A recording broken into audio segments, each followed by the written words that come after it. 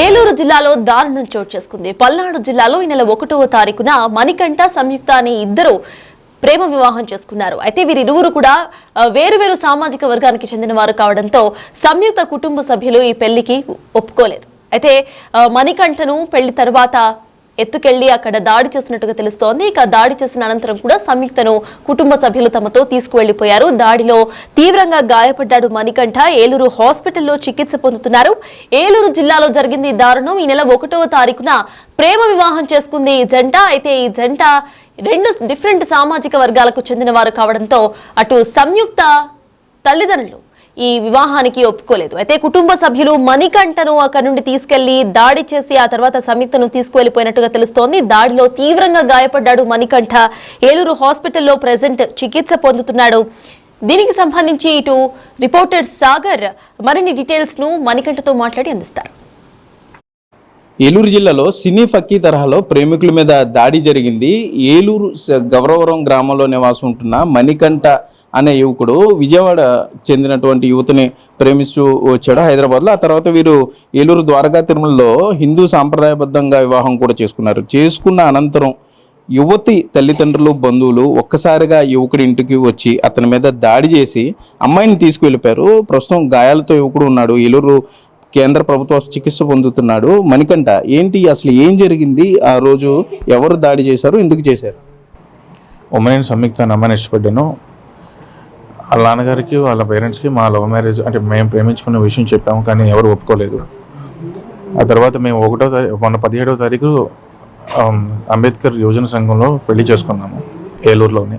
ఇద్దరు మేజర్స్. ఆ అమ్మాయి 25 years, నాకు 29 years. ఆ తర్వాత మా పెద్దల సమక్షంలోనే ద్వారకా తిరుమలలో మళ్ళీ 1వ తారీఖు మార్చి 1వ తారీఖు పెళ్లి చేసుకున్నాం హిందూ సాంప్రదాయబద్ధ ప్రకారం. 2వ తారీఖు అన్నవరంలో మేము సత్యనారాయణ వ్రతం చేసుకుని వచ్చాము. వచ్చిన తర్వాత ఉదయం 6:30 ఆ ప్రాంతంలో ఒక 50 మంది తెలియకుండా 50 మంది గుర్తు తెలియని వ్యక్తులు మా ఇంట్లో ప్రవేశించారు. ఒక 30 మంది వరకు లోపలికి వచ్చేసారు. అమ్మాయి వాష్రూమ్లో ఉన్నారు. వాష్రూమ్లో ఉందని చెప్తున్నా వినకుండా మమ్మల్ని అందరినీ తోసేసుకుని వాష్రూమ్ డోర్లు బద్దలు కొట్టి ఆ వాష్రూమ్లో ఉన్న ఆ అమ్మాయిని బలవంతంగా ఈడ్చుకుంటూ వెళ్ళిపోయారు. ఈవెన్ బట్టలు సరిగ్గా కూడా వేసుకోలేదు. మెట్లపై తీసుకుని విచక్షణ రహితంగా తీసుకుని వెళ్ళిపోయారు 10-15 మంది.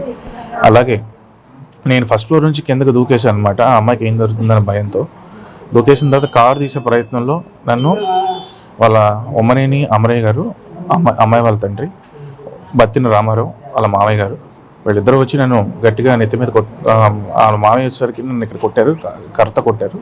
కర్రలతో వీళ్ళందరితో కత్తులతో రాడ్లతో వీళ్ళందరూ వచ్చారన్నమాట. చాలామంది వచ్చారు, ఒక 50-60 మంది దాకా. పైన ఒక 20-30 మంది ఉన్నారు, కింద 30 మంది దాకా ఉన్నారు. 7-8 కార్ల దాకా ఉన్నాయి బయట. అది మా వీధిలో వాళ్ళందరూ చూశారు.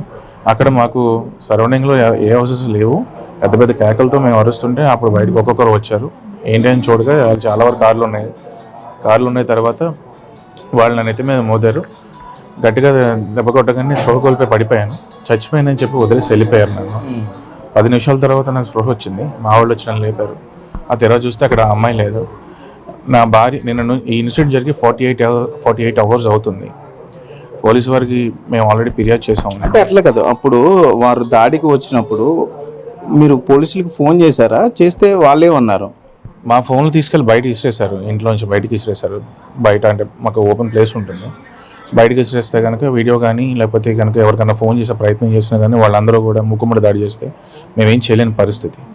మేము అందరం, మా పేరెంట్స్ అలాగే మా బ్రదరు, తర్వాత నేను, మా వైఫే ఉన్నాం ఇంట్లో. కాల్ చేశారు, మా బ్రదర్ కాల్ చేశారు. తర్వాత ఇంటిమేట్ చేసిన తర్వాత కన్సర్న్ 3 Town పోలీస్ స్టేషన్లో కంప్లైంట్ ఇవ్వమని చెప్పారు. 3 Town సిఐ గారికి ఫోన్ చేశాము. చేసిన తర్వాత ఇలా ఎమ్మెల్సీ ఎలక్షన్స్ ఉన్నాయి, కౌంటింగ్లో ఉన్నామంటే మీరు 3 Townలో మీరు ఎమ్మెల్సీ చేయించండి, ఎమ్మెల్సీ చేసిన తర్వాత ప్రాసెస్ అంతా స్టార్ట్ చేస్తామని చెప్పారు. అంటే ఎక్కడ పరిచయం మీకు? అమ్మాయి పేరేంటి, మీకు ఎక్కడ పరిచయం?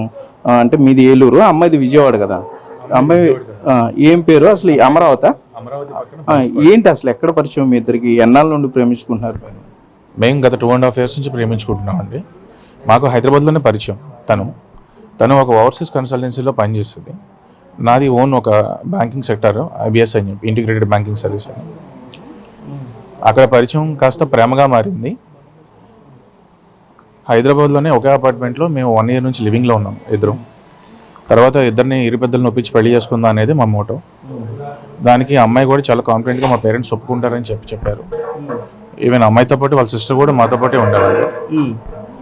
అందరం కలిసే ఉండేవాళ్ళం, లైక్ ఏ ఫ్యామిలీ లాగా. అపార్ట్మెంట్ అమ్మాయి సిస్టర్ కూడా మాతో పాటు కలిసి. లేదండి, అమ్మాయి యాంగర్ తినకన్నా. తను ఇక్కడ జాబ్ చేశారు, మేము ఇక్కడ జాబ్ చేసేవాళ్ళం. అందరం ఎంప్లాయీస్, అందరూ లైక్ ఫ్యామిలీలో ఉండేవాళ్ళం. జస్ట్ క్యాజువల్గా అందరం మంచిగా ఫ్యామిలీలో ఉండి మాట్లాడుకుంటూ జరుగుతూ ఉండేది. అంటే అప్పుడు తెలిసే వాళ్ళకి మీరు ప్రేమలో ఉన్నారు, మీరు ఇద్దరు కలిసి ఉంటున్నారు అనే విషయం అమ్మాయి కుటుంబ సభ్యులకి తెలుసా? కుటుంబ సభ్యులకి తెలియదు అనుకుంటండి. వాళ్ళ సిస్టర్కి అయితే తెలుసు, మదర్ ఫాదర్కి తెలియదు. లేదండి, నేను ఎప్పుడు మాట్లాడేది వాళ్ళ పేరెంట్స్తో. అమ్మాయి ఆ సంయుక్త యాక్చువల్గా వాళ్ళ పేరెంట్స్తో ఒప్పించి మాట్లాడదాం, పెళ్ళికి ఒప్పుకుంటారని చెప్పి లాస్ట్ అక్టోబర్లోనే చెప్పిందని చెప్పారు. చెప్పిన తర్వాత అప్పుడు ఒప్పుకోలేదు, కన్విన్స్ చేస్తే ఒప్పుకుంటారనే కాన్ఫిడెన్స్తో తను మన పొంగల్కి ఇంటికి వెళ్ళారు. ఇంటికి వెళ్ళిన తర్వాత పొంగల్ తర్వాత ఇన్సిడెంట్ కొంచెం పెద్ద ఇష్యూ అయ్యేసరికి అమ్మాయిని కొట్టడం, అమ్మాయిని హౌస్ అరెస్ట్ చేయడం జరిగింది ఒక 40 days వరకు. ఆ తర్వాత వన్ ఫ్రెండ్ నాకు కాల్ చేసి ఇలా నన్ను ఎన్నిసార్లు కన్విన్స్ చేస్తానో ఒప్పుకోవట్లేదు, బికాస్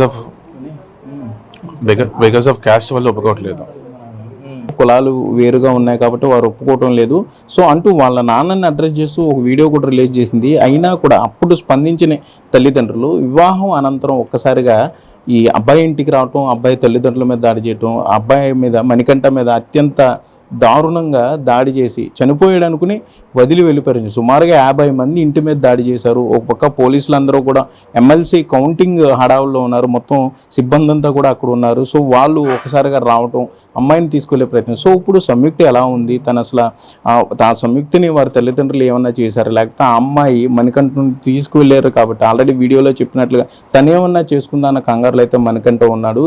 పోలీసులు స్పందించాలి, ఇద్దరిని కూడా లీగల్గా మ్యారేజ్ కూడా చేసుకున్నారు, ఇద్దరు మేజర్లు ఇష్టపూర్వకంగా చేసుకున్నారు కాబట్టి తమిద్దరిని కలపాలని కూడా ఇక్కడ యువకుడు మణికంఠ డిమాండ్ చేసే పరిస్థితులు అయితే ఉన్నాయి. కెమెరామెన్ భాగ్యరాజ్తో సాగర్, బిగ్ టీవీ, ఏలూరు నుండి. ఇక 1 year నుండి వీళ్ళిద్దరూ కూడా ఒకటే అపార్ట్మెంట్ లో లివ్ ఇన్ రిలేషన్షిప్ లో ఉంటున్నట్టుగా కూడా తెలుస్తోంది. ప్రెసెంట్ అయితే వాళ్ళిద్దరూ ఈ నెల 1వ తారీఖున ప్రేమ వివాహం చేసుకున్నారు. ఇద్దరు కూడా 2 సామాజిక వర్గాలకు చెందిన వారు కావడంతో ఇటు అమ్మాయి తరపు కుటుంబ సభ్యులు ఈ వివాహానికి ఒప్పుకోలేదు.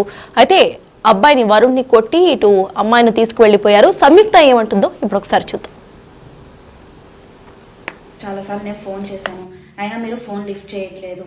ఎన్నిసార్లు ఫోన్ చేసినా కానీ మీరు ఫోన్ కట్ చేస్తున్నారు, లేకపోతేనేమో అసలు ఫోనే ఎత్తడం లేదు. అందుకని నేను ఈ వీడియో తీసి మీకు పంపించాల్సి వస్తుంది. ఈ రోజుకి పెళ్ళయి నాకు 10 రోజులు అవుతుంది.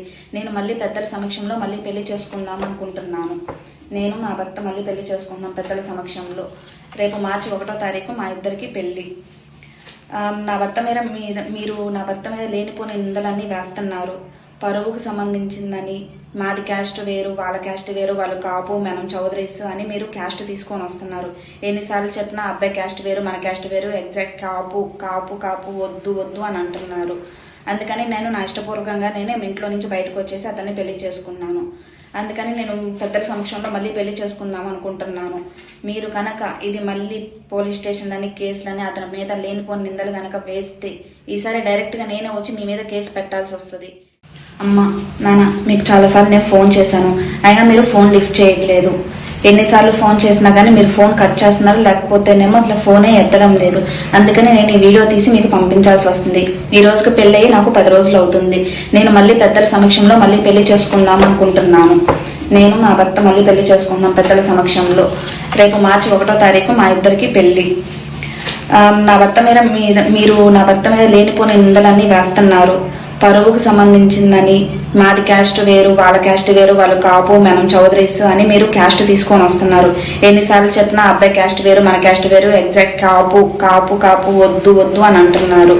అందుకని నేను నా ఇష్టపూర్వకంగా నేనే ఇంట్లో నుంచి బయటకు వచ్చేసి అతన్ని పెళ్లి చేసుకున్నాను. అందుకని నేను పెద్దల సమక్షంలో మళ్ళీ పెళ్లి చేసుకుందాం అనుకుంటున్నాను. మీరు కనుక ఇది మళ్ళీ పోలీస్ స్టేషన్లని, కేసులని అతని మీద లేనిపోని నిందలు కనుక వేస్తే ఈసారి డైరెక్ట్గా నేనే వచ్చి మీ మీద కేసు పెట్టాల్సి వస్తుంది. అమ్మ, నాన్న, మీకు చాలాసార్లు నేను ఫోన్ చేశాను. మొత్తానికి ఏలూరు జిల్లాలో జరిగింది దారుణ ఘటన. పల్నాడు జిల్లాకు చెందిన వీళ్ళిద్దరూ కూడా ఈ నెల 1వ తారీఖున ప్రేమ వివాహం చేసుకున్నారు. ఇద్దరు కూడా 1 year నుండి లివ్ ఇన్ రిలేషన్షిప్ లో ఉంటున్నట్టు తెలుస్తోంది. ఇద్దరు కూడా 2 డిఫరెంట్ సామాజిక వర్గాలకు చెందిన వాళ్ళు. అబ్బాయి ఇటు కాపులు కావటం, అమ్మాయిలు చౌతీళ్లు కావడంతో ఇటు అమ్మాయి తరపు కుటుంబ సభ్యులు పెళ్లికి ఒప్పుకోలేదు. పెళ్లికి ఒప్పుకోకుండా మణికంఠను గాయపరిచి ఆ తర్వాత సంయుక్తను అక్కడి నుండి తీసుకువెళ్లిపోయినట్టుగా తెలుస్తోంది. తీవ్రంగా గాయపడ్డాడు మణికంఠ. ప్రెసెంట్ హాస్పిటల్లో చికిత్స పొందుతున్నాడు.